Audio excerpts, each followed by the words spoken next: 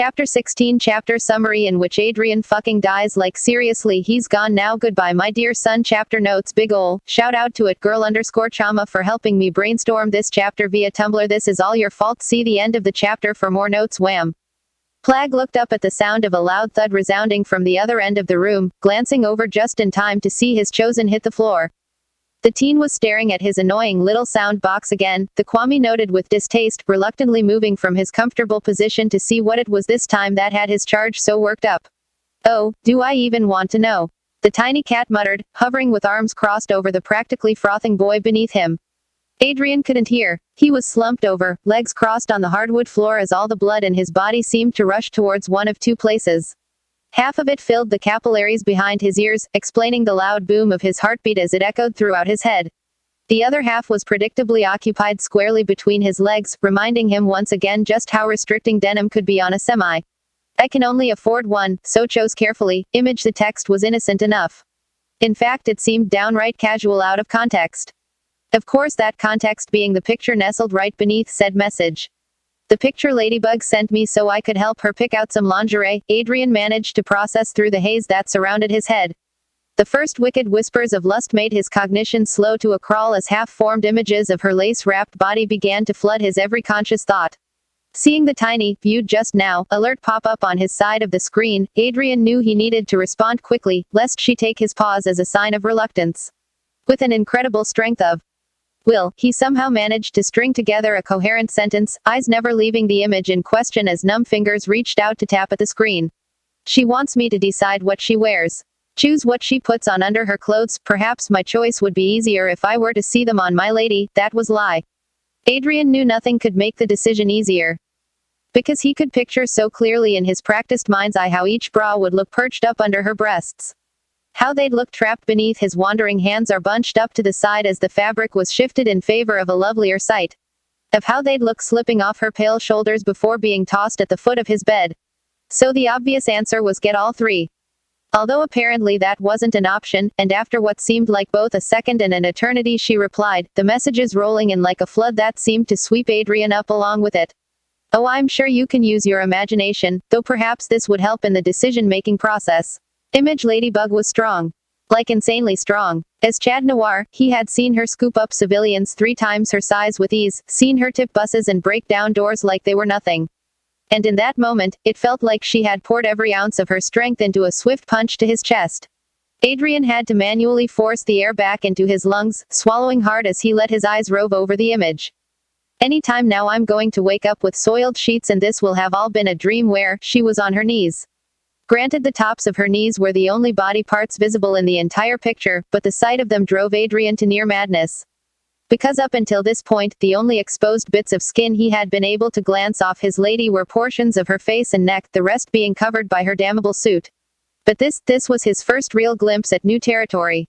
So drawn in by the folded appendages edging the frame, Adrian almost completely missed the rest of the picture. He hissed another sharp intake of breath as his eyes alighted on the 3 pairs of panties laid out gingerly on the ground before her kneeling form. Boy am I gonna be pissed when my alarm goes off. They very obviously matched up to 3 bras she was deliberating over, and each sexy little number conjured new and even filthier images to flash across his mind. The first pair was blue, in the same swirling pattern as the cupless bra. They were cut wide, in an appealing boy short pattern he knew would stretch so nicely around her sinful hips.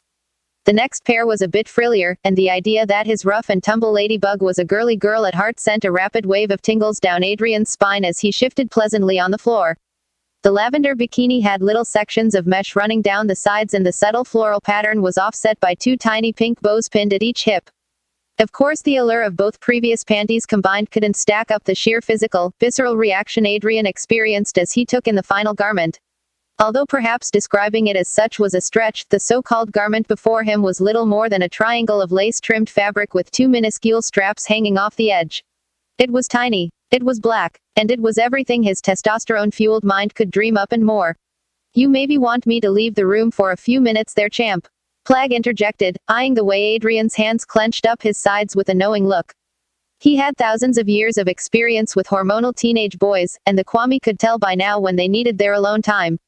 Adrian just looked up distractedly, shaking his head as if to clear it before giving his friend a stiff nod. Plag didn't need to be told twice, zipping out the door to take a little stroll around the downstairs kitchen. Maybe 2 or 3 strolls, he snickered to himself, recalling his chosen's flustered appearance. Boy, is he going to kick himself when he finds out who she is. At his Kwame's departure, Adrian finally let slip the groan that had been sitting on the edge of his tongue since the beginning of his and Ladybug's little exchange. Reluctantly, he peeled his eyes off his phone screen, but only long enough to stand, shut the door, and flop face down on his bed before letting his gaze snap back to the task at hand. It had been nearly 3 minutes since she sent the last picture. Adrian had only just began to formulate an appropriate response, one that didn't include him expressing his desire to remove each pair of panties with his teeth, when he was interrupted by another blip. You alive there, kitty? Now that was debatable. More than you know. Wow, ladybug heart eye cat emoji, I'm guessing you approve of my choices. To put it lightly, shit, honestly you'd look amazing in all of them. That's not very helpful. Well then, which one is your favorite? I like them all, that's why I picked them. I want to know which one you think is the best. There it was again. She was asking which one he wanted her to get, and the insinuation was doing things to Adrian. At this point his whole body was lit up like a live wire, and had his sole focus not been captured by the conversation before him, well, let's just say his hand would be doing something far different from texting. His answer was instantaneous. I always thought you'd look great in black, especially in such a small amount of black. He smirked down at his phone. Her reply was swift, the contents of her message prompting Adrian let out an unmanly choking sound he would find the time to be embarrassed about later. I need you here, now. Holy shit. There's no way. Adrian's brain shut off mid-thought, dazedly watching as an address quickly followed her text. God, she's serious. His pulse doubled, tripled. Wide eyes rereading the message over and over. If he was turned on before, the sensation paled in comparison to the raw bite of arousal that socked him right in the pit of his abdomen. Adrian was now convinced he was not, in fact, dreaming by the way his body reacted. Feeling real and intense and so ready. Shit, wow, okay, on my way. He sprung up, actions guided solely by his downstairs head as he fumbled on his shoes and made for the door. She needed him. She needed him now. And God, did he need her too? Adrian was far too gone to even consider her words could possibly have any meaning beyond the decidedly less than innocent insinuation his brain dick would have him believe. In fact, it wasn't until Adrian had made it halfway down the hall that he began shake off his cloud of mind-addling lust to think of the logistics. His feet slowed, pausing in the corridor as he exhaled a short breath. How was this even going to work? He pulled out his phone once again, desperately attempting to ignore the pictures as he typed with jumping fingers. Wait, so do you want me to come in costume, or? Because we can definitely turn off the lights if you want our identities to remain a secret, or perhaps blindfolds if you prefer. Now that was a thought and a half. Adrian groaned at the particular mental picture, envisioning a slip of cloth covering the area her mask usually occupied. The rest of her body would be left bare, miles of smooth pale skin for him to tease and... Okay, I have no fucking clue what you're talking about, but obviously I need you to come in costume unless of course you have some other plan for taking out the Akuma. Yikes. Just, yikes. Adrian felt the palpable thrum of his body fall silent, slumping against the wall as he visibly winced. Akuma. Of course she was talking about an Akuma, you jackass. He felt his face flare up, the heat oh so different from the flames that had consumed him just minutes ago, although the same small, warm feeling still swirled restlessly somewhere behind his navel. Oh, definitely yeah. It'll be right there. The phone went to sleep with a finalized click, sitting heavily in his coat pocket. Adrian burrowed a knuckle into the side of his blushing forehead, grinding his teeth at his own one-track mindedness before skulking off in search of his Kwame. You've kissed the girl a total of what? 3 times. And suddenly you expect her to just immediately invite you over for sex. Get a grip, aggressed. Adrian's body felt tight, movement stiff as he made his way towards the kitchen. He was embarrassed, of course. Embarrassed he had made such wild assumptions, and mad at himself for the completely uncalled for sense of disappointment he couldn't quite stomp down. As expected, the tiny black cat was near comatose in an empty container of cheese, still somehow managing a chuckle at Adrian's flustered appearance. Looks like someone's still a bit wound up. Trouble in paradise, lover boy. Just get in the ring. Marinette jerked at the far-off sound of people screaming, her already rapidly beating heart seeming to click into a new rhythm. Her eyes rolled so far back into her head she swore she could see her own sinful thoughts fleeing at the realization that her little playtime was over.